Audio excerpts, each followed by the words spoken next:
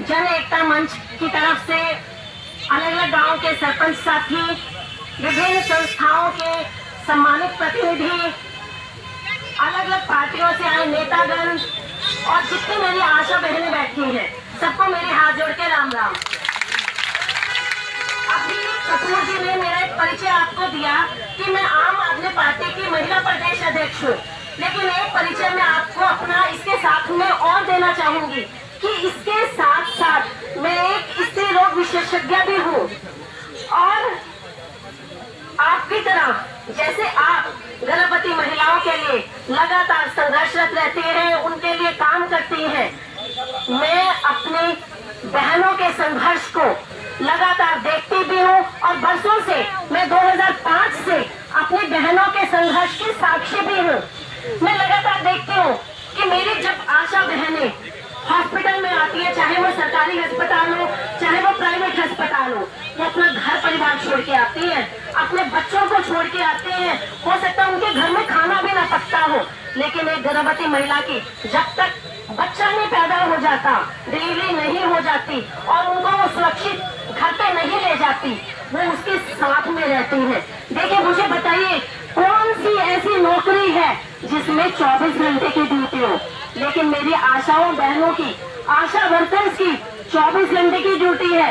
इनके ना खाने का समय है ना पीने का समय है, परंतु उसके बाद भी जो ये महिला विरोधी सरकार है, ये मेरी महिलाओं का दमन कर रही है, शोषण कर रही है मेरी महिलाओं का।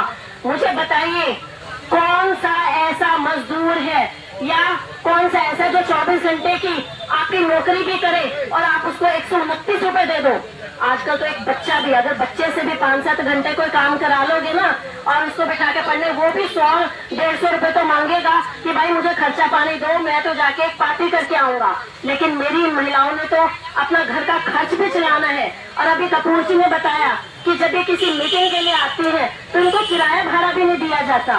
तो मुझे बताओ 4000 में से इन महिलाओं के पास बचता क्या होगा?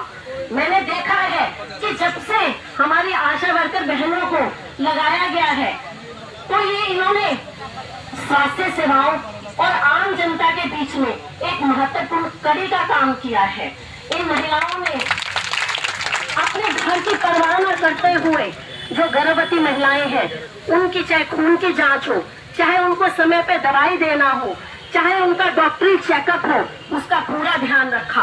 उनके लिए जो टीकाकरण होते हैं उसका भी रिकॉर्ड रखा।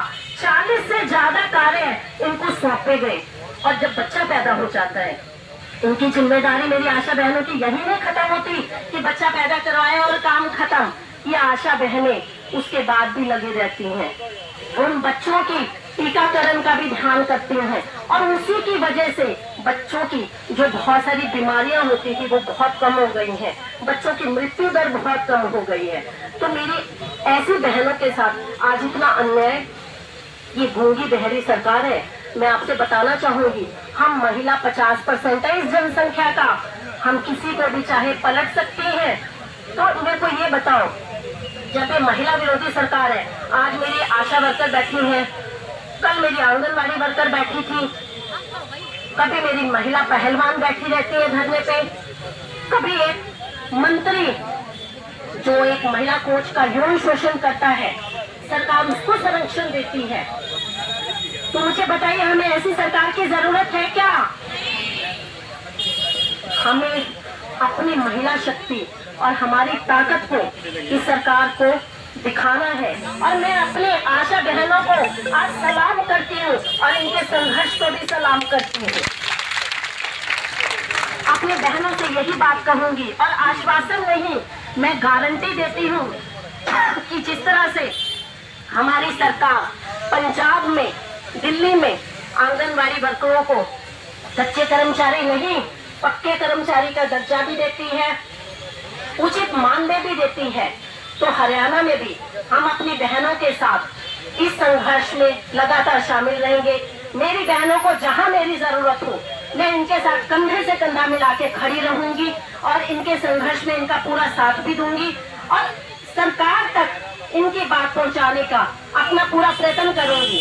और नहीं तो मैं ये आश्वासन देती हूँ कि हमारी सरकार आते ही आप जो बहनों को आपकी सारी मांगों को पूरा भी किया जाएगा और आपको पक्के कर्मचारियों का सरकार में दर्जा भी मिलेगा।